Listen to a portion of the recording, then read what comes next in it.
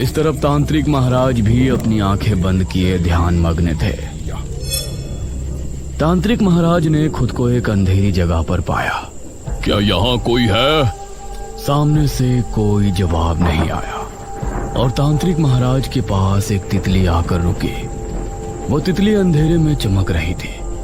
वो कुछ देर उनके पास रुकी रही और फिर एक तरफ चली गई। तांत्रिक महाराज भी अब उसके पीछे हो लिए। काफी देर तक चलने के बाद वो तितली जमीन पर बैठ गई।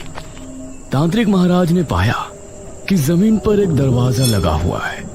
वो तितली उस पर बैठते ही गायब हो गई। मेघना और इशिता को भागते हुए काफी समय हो गया था। किला इनके सामने ही था। सामने से अनुज भी आ रहा था। उसने इन दोनों को सामने से आता हुआ देखा। अरे हम मेघना और इशिता, ये तीनों एक दूसरे को देखकर हैरान रह गए। तुम दोनों यहाँ क्या कर रही हो?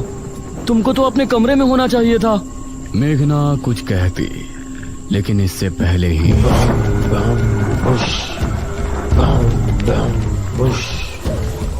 ये क्या, निशिर मोलो आ गए? निशिर मोलो की आवाज सुनते ही ये तीनों बुरी तरह डर गए और अब किले के अंदर भी उनकी आवाज पहुंच रही थी। डरो नहीं, तांत्रिक महाराज ने पहले ही कहा था कि निशिर मोलो यहाँ जरूर आएंगे, लेकिन हमें डरने की जरूरत नहीं है। जब तक हम अपने घरों में हैं, वो हमें कोई नुकसान नहीं पहुंचा सकते। चलो हम भी किले के अंदर चलते हैं। और ये तीनों किले के अंदर पहुंचे।